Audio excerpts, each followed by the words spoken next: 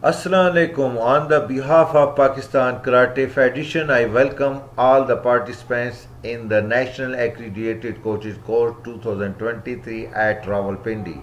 आज हम आपको बताएंगे कि एक एक्रीडिएटेड कोच का WKF कमीते और काता कंपटीशन के किन रूल्स के बारे में आगाह होना।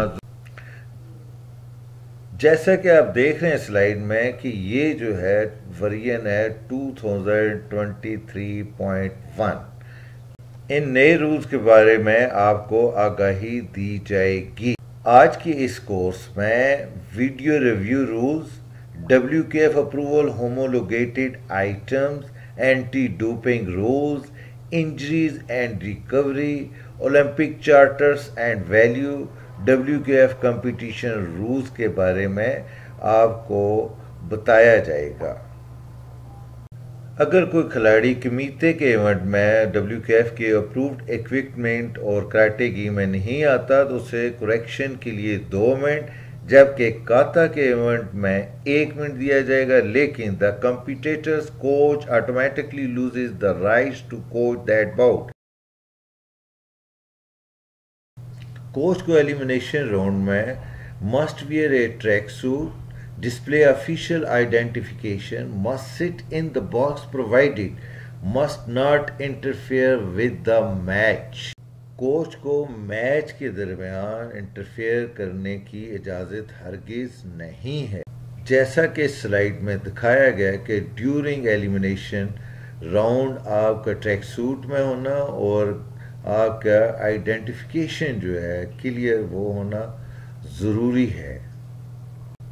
During medal bouts female coaches का dress, pant suit, jacket, skirts या डार्क कलर का ड्रेस वो पहन सकती हैं, जबकि male coaches dark suit, shirt, tie के साथ फाइनल जो मेडल्स बाउट्स हैं उसमें आ सकते हैं। अभी स्लाइड पे जैसे आप देख रहे हैं कि निकर पहना हुआ ये कराटे यूनिफॉर्म में कोच को अलाउ नहीं है इस तरह बैठने का, बल्कि वहाँ एक बॉक्स दिया जाता है, उसके अंदर बैठना चाहिए। प्राइज सेरेमनी के दौरान कोई भी खिलाड़ी ट्रैक सूट या कराटेगी या कराटेगी के ऊपर ट्रैक सूट का वो पहन के आ सकता है, लेकिन कैजुअल ड्रेस यानी जीन्स, टी शर्ट वगैरह में वो प्राइज सेरेमनी में हरगिज़ नहीं आएगा। मज़हब की बुनियाद पे कोई भी चीज़ ना खिलाड़ी ना ही कोच पहन के कंपटीशन में आ सकता है, बल्कि सवाए WKF के जो अप्रूव्ड है ब्लैक हेड स्कार्फ के, वो कोचेस और खिलाड़ी पहन के आ सकते हैं। लेकिन जैसा कि आपने स्लाइड में देखा है कि खिलाड़ियों के लिए सिर्फ स्कार्फ जो है वो उसके जो बाल हैं उनको कवर करेगा, उसकी नेक और बाकी जो फेस को है उसको कवर नहीं कर रहा। फीमेल कोचेस के लिए जो स्कार्फ होगा उसमें उनके बाल, उसकी नेक और फेस का कुछ हिस्सा जैसे कि फीमेल रेफरीज का होता है होगा। ये अप्रूव्ड ब्रांड है WKF के, जिसकी आप चीज़ें इस्तेमाल कर सकते हैं। तमाम खिलाड़ी WKF का अप्रूव्ड वाई कराटे की विदाउट स्ट्रेस पाइपिंग और पर्सनल एम्ब्रॉयडरी के पहनना ज़रूरी है। इसके अलावा WKF का अप्रूव्ड रेड बेल्ट यानी आका और ब्लू बेल्ट यानी कि आओ जो भी ड्राज में एलोकेटेड किया हो विदाउट पर्सनल एम्ब्रॉयडरी के या एडवर्टाइजिंग या मार्केटिंग के, सिवाय जो जिस कंपनी का वो बना हुआ है उसका एक छोटा स्टिकर उसके ऊपर लगा होना चाहिए और कुछ भी नहीं होना चाहिए। तो इसकी जो मिनिमम लेंथ है जब आप नॉट बांध लेते हैं तो 15 सेंटीमीटर होनी चाहिए और मैक्सिमम जो लेंथ है not longer than the 3/4 thighs length. इसी तरह जो कराटे यूनिफॉर्म की जैकेट है must cover your hip and not longer than 3/4 thigh length. Female karate athlete जो हैं वो प्लेन वाइट टी शर्ट जो हैं कराटे जैकेट्स के नीचे पहन सकती हैं।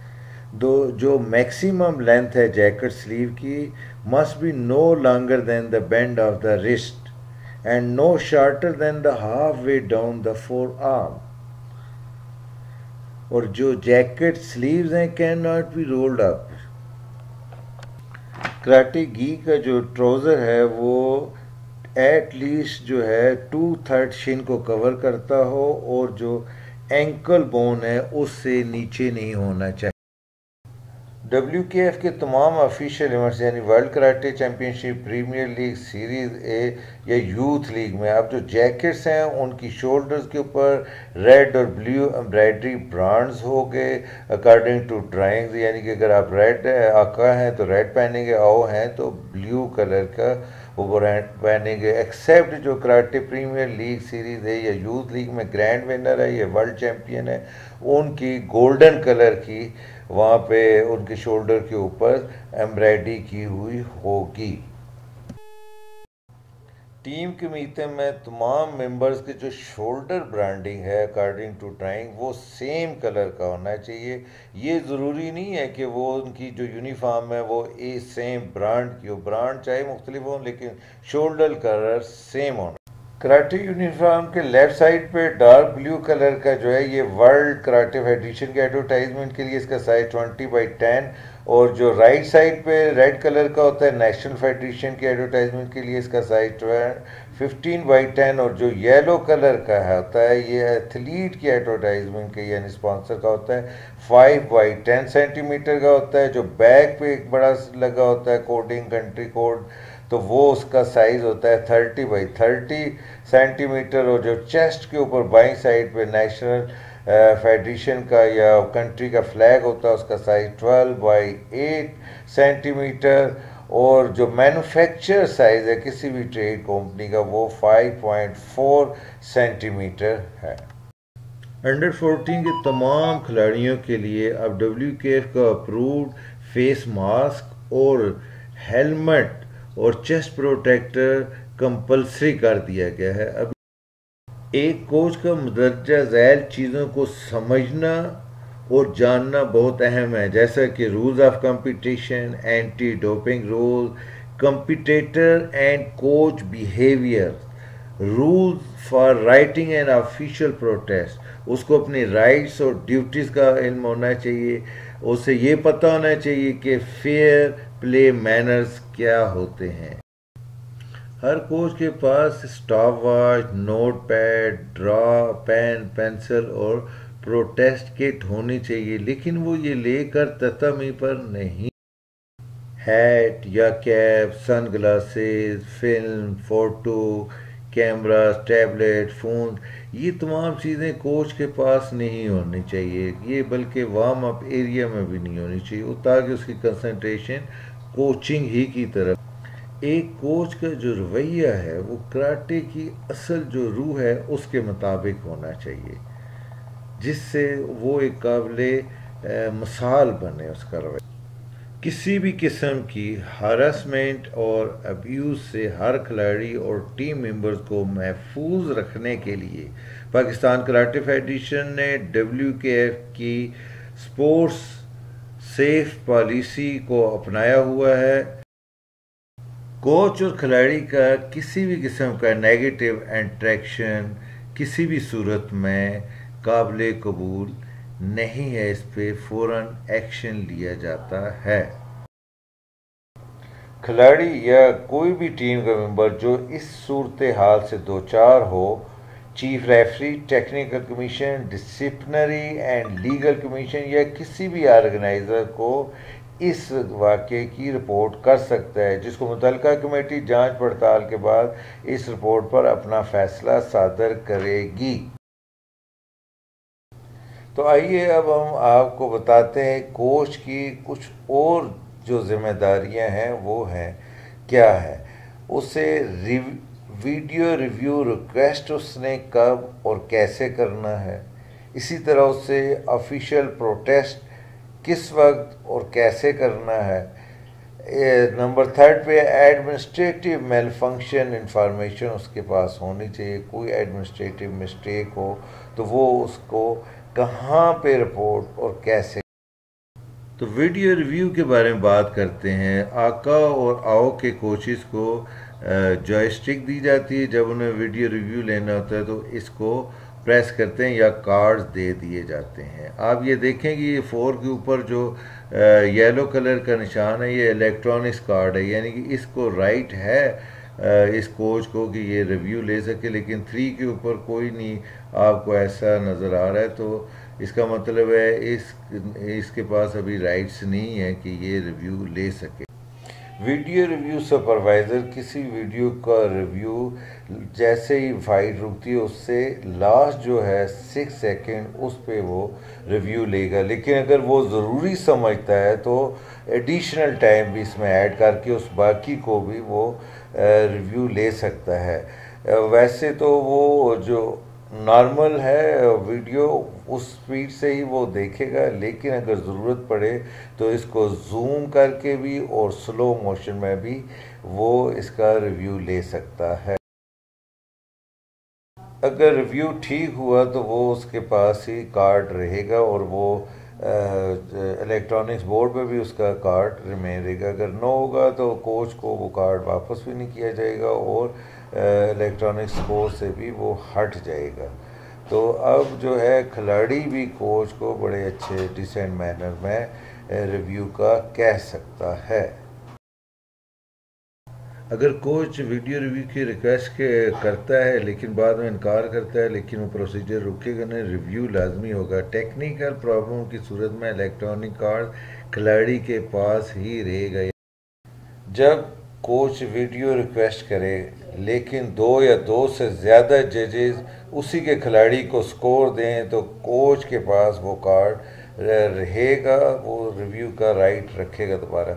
इसी तरह अगर कोच किसी अपने खिलाड़ी के लिए वीडियो रिक्वेस्ट करता है लेकिन टेक्निक बहुत हार्ड होती है, पहले हार्ड हिटिंग पे कैटेगरी 1 की वार्निंग या पेनल्टी दी जाती थी, अब क्योंकि सारी जो है फाउल्स को इकट्ठा कर दिया गया, अब वार्निंग या पेनल्टी दे दी जाएगी, लेकिन कोच के पास कार्ड मौजूद रहेगा।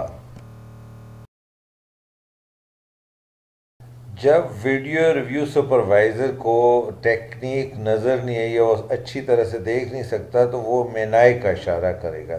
इसी तरह जब एक कोच वीडियो रिक्वेस्ट के लिए खड़ा होता है तो दूसरे कोच भी वीडियो रिक्वेस्ट करना चाहता है तो उसे रेफरी के जो वो इशारा करता है रिव्यू का उससे पहले अपनी रिक्वेस्ट करनी चाहिए, अदरवाइज़ उसका रिव्यू नहीं किया जाए।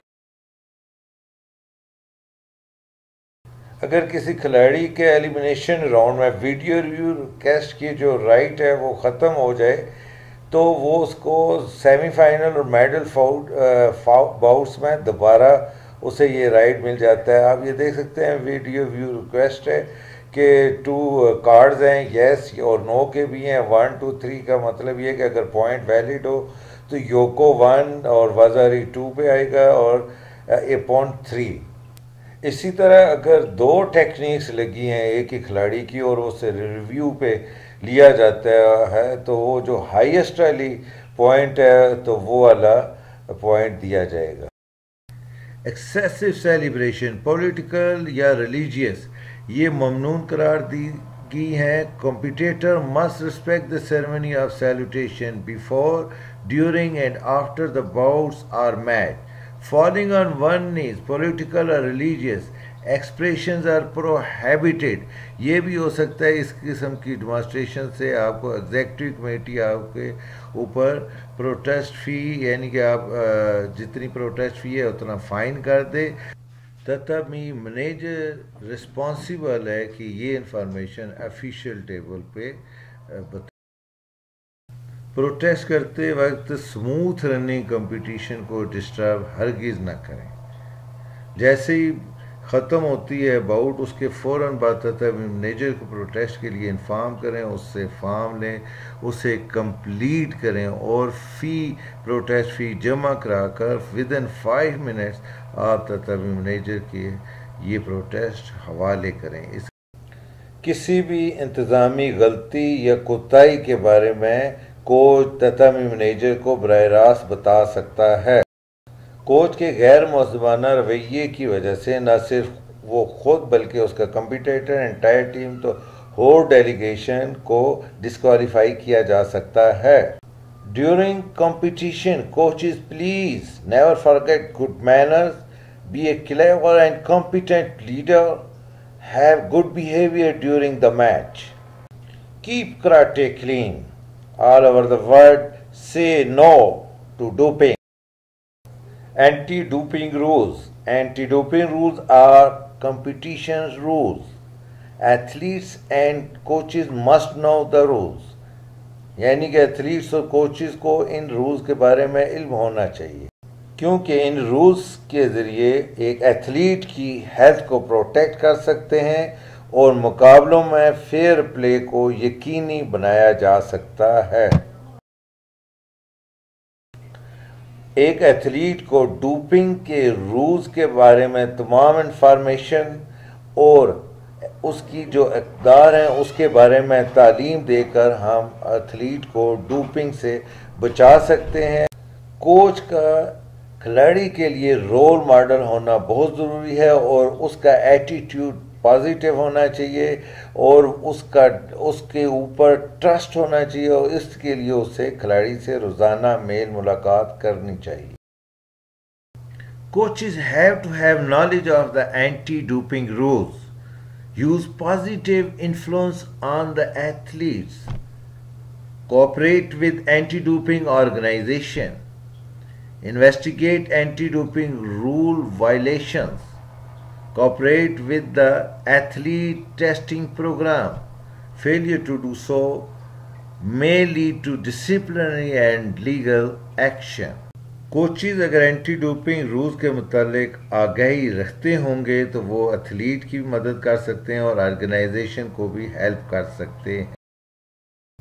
एक कोच को इल्म होना चाहिए कि वाडा वेबसाइट से वो तमाम प्रोहिबिटेड लिस्ट और डेटाबेस को देख सकता है। इसके अलावा अगर उसने ई लर्निंग करनी है तो एडल पे जाके वेबसाइट पे वो अपना लर्निंग भी कर सकता है। इसके अलावा अगर पाकिस्तान में है तो anti doping organisation of Pakistan की वेबसाइट पे भी जाके वो अपने इल्म में इजाफा कर सकता है और टेस्टिंग के बारे में इल्म हासिल कर सकता है। नहीं होगा तो उसमें एथलीट इंजर्ड हो गए जिन्हें कोई डॉक्टर भी इंजर्ड होने से नहीं बचा सकता।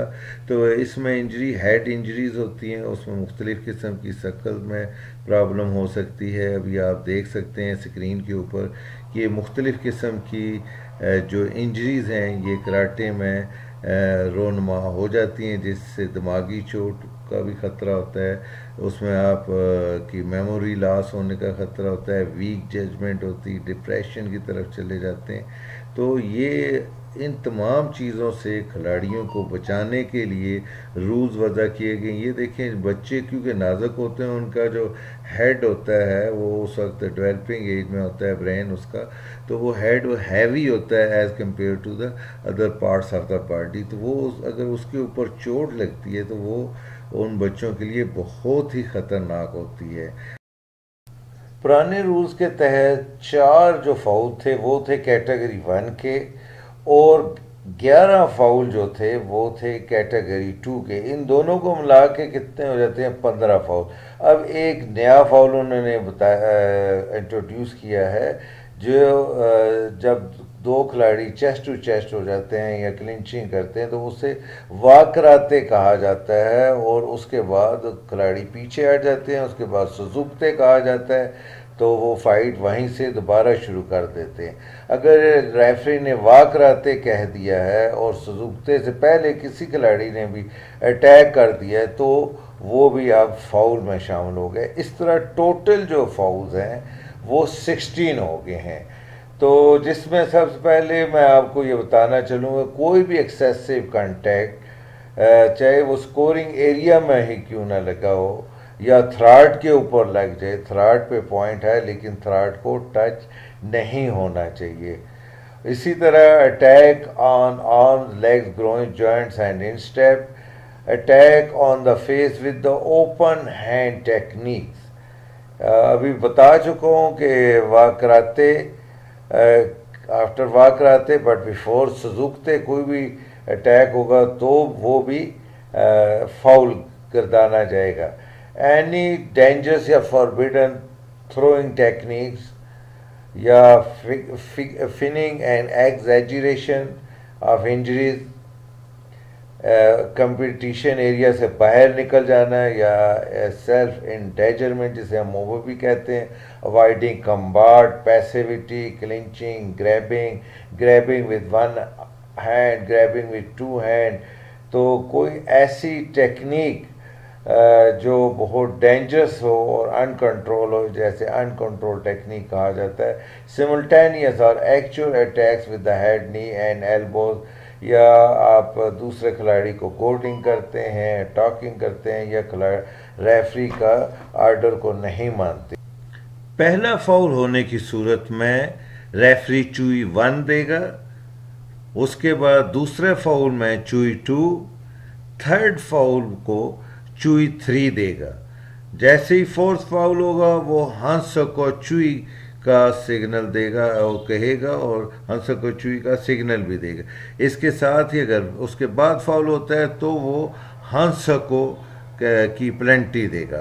तो एक और भी कोचेस के लिए चेंजेस आ चुकी है कि only the coach designated for the specific bout is allowed to coach and guide the competitor from the place allocated to the coach close to the competition area। तो वो उनका कहने का मकसद ये है कि किसी स्पेसिफिक फाइट के लिए कोई स्पेसिफिक अगर आपने कोच हायर किया गया हो तो फिर वो ही सिर्फ उस के लिए कोचिंग के लिए उस फाइट के दौरान आ सकता है, दूसरा कोई और कोच नहीं आ सकता।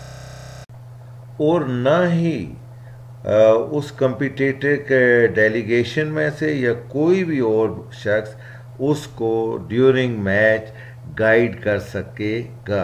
कोच अपने खिलाड़ी को सिर्फ उस वक्त गाइड कर सकेगा जब मैच रुका हुआ हो।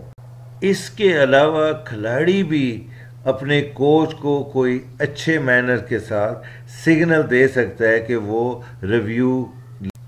जब रेफरी दो कंपटीटर जो क्लिंच किए हुए या चेस्ट टू चेस्ट खड़े हों वाह कराते कह दे, तो इस दौरान कोई भी कोच वीडियो रिव्यू के लिए खड़ा नहीं हो सकता, बल्कि खिलाड़ियों को चाहिए कि वो एक दूसरे से थोड़े डिस्टेंस पर हो जाएं, और जब रेफरी सुजुकते के तो वो दोबारा से अपने मैच को शुरू कर दें। इसी तरह रेफरी जो है वो फर्स्ट 15 सेकेंड या लास्ट जो आधी बाराकू का टाइम है लेस देन 15 सेकेंड, उसमें दोनों खिलाड़ियों को खेलने के लिए सिर्फ सुजुकते नहीं कह सकता।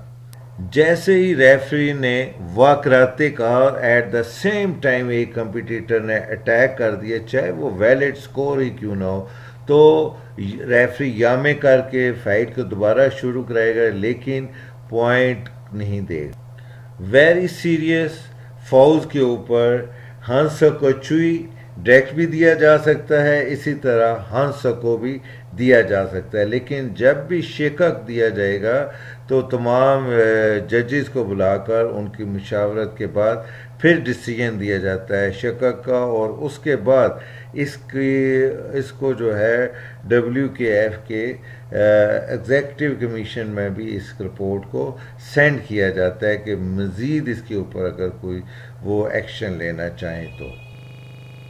फिनिंग ऑफ इंजरीज में कम से कम जो वार्निंग है वो चुई की है, ये रेफरी की ऑब्जर्वेशन तक है कि वो क्या ऑब्जर्व करता है, और इसके अलावा जो नेक्स्ट जो है वो उसे ये भी हंस को चुई भी डायरेक्ट दे सकता है फिनिंग पे, लेकिन एग्जीग्रेशन पे आपकी जो कम से कम है वो हंस को चुई है और ज़्यादा से ज़्यादा हंस को। लेकिन एग्जेजरेशन अगर वो बहुत ज़्यादा कर रहा है तो उस पे शिकक भी दिया जा सकता है। टीम कमीते में मेल की जो टीम है वो 7 में से 5 कंपटीटर्स पे मुश्तमिल होगी जो कि फ़ाइट के लिए ततामी पर आएंगे। और फर्स्ट राउंड में जो इनिशियल राउंड है फर्स्ट राउंड, उसमें ज़रूरी है कि 5 प्लेयर्स का वहाँ पे मौजूद होना ज़रूरी है। उसके बाद के जितने भी हैं उसमें मिनिमम 3 प्लेयर्स का होना लाजमी है।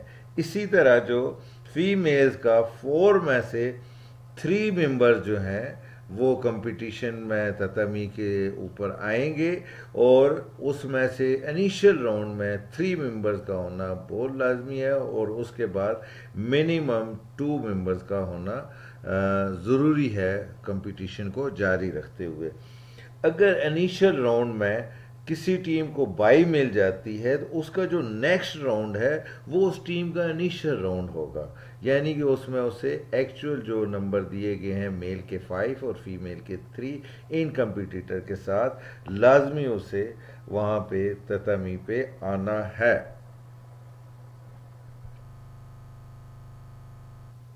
बिफोर ईच मैच जो कोई भी कोच या कोई रिप्रेजेंटेटिव जो है ऑफिशियल टेबल पे ऑफिशियल फॉर्म पे तमाम टीम का नाम लिखेगा और फाइटिंग आर्डर जो है वो हर मेंबर का लिखेगा।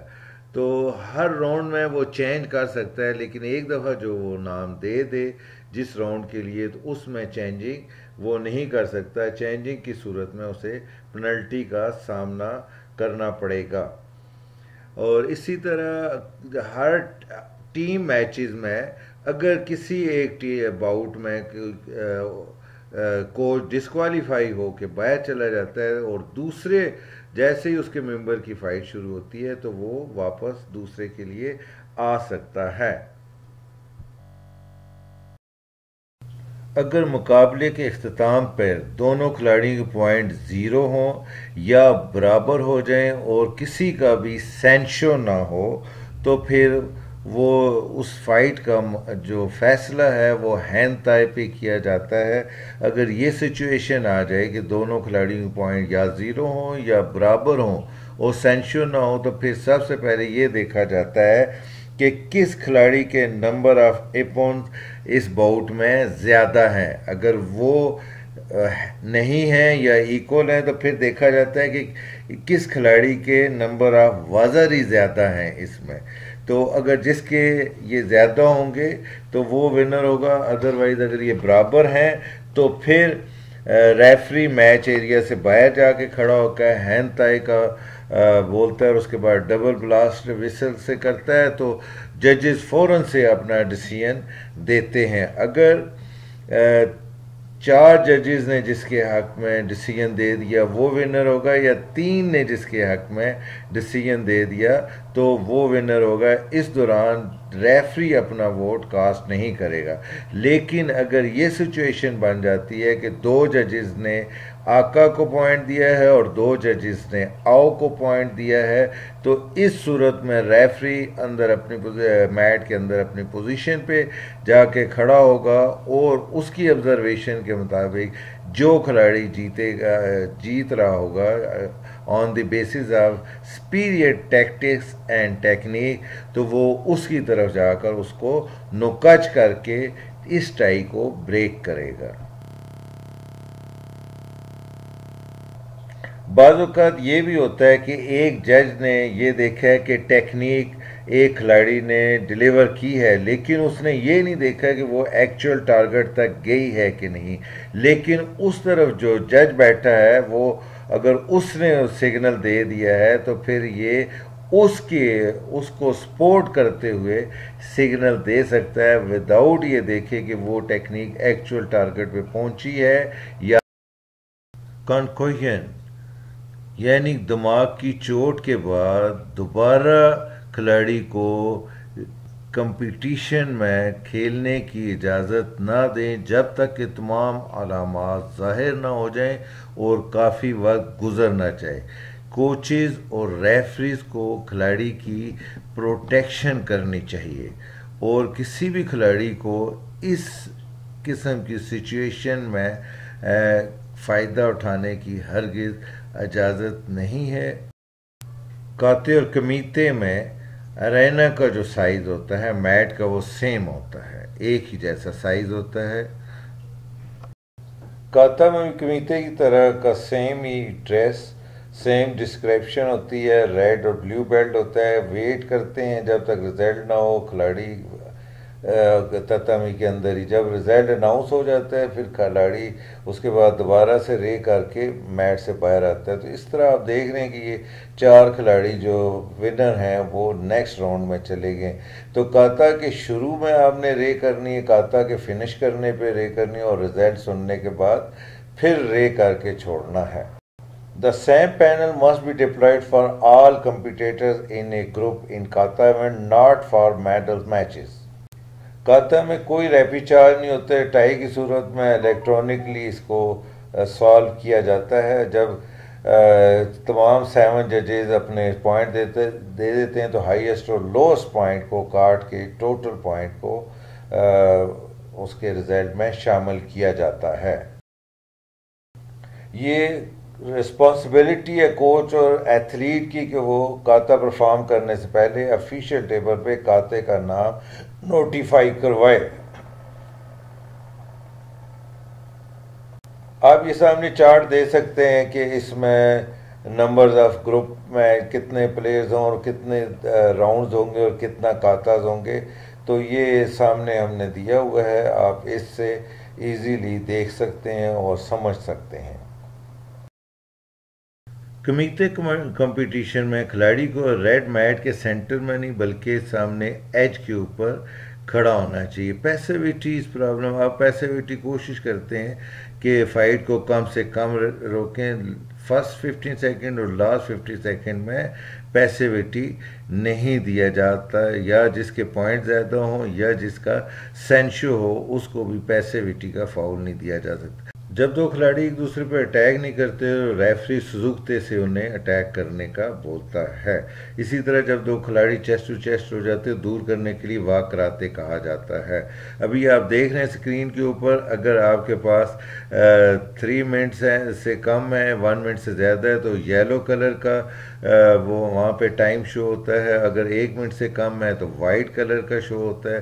अगर आदशी 12 को यानी लेस देन 15 सेकेंड है तो रेड कलर का शो हो रहा था। अभी आप ये देखें कि अगर 0-0 होता है वाइट कलर में तो फिर आपका टाइम अप होता है, अदरवाइज रेड में नहीं हो रहा होता है। ये देखें पैसिविटी लास्ट 10 सेकेंड में नहीं दी जाती और ना ही आप किसी खिलाड़ी को खेलने के लिए सुजुकते कहते हैं। लेकिन अगर आपने वाक कराते कहा उसके बाद सुजुकते कहते हैं।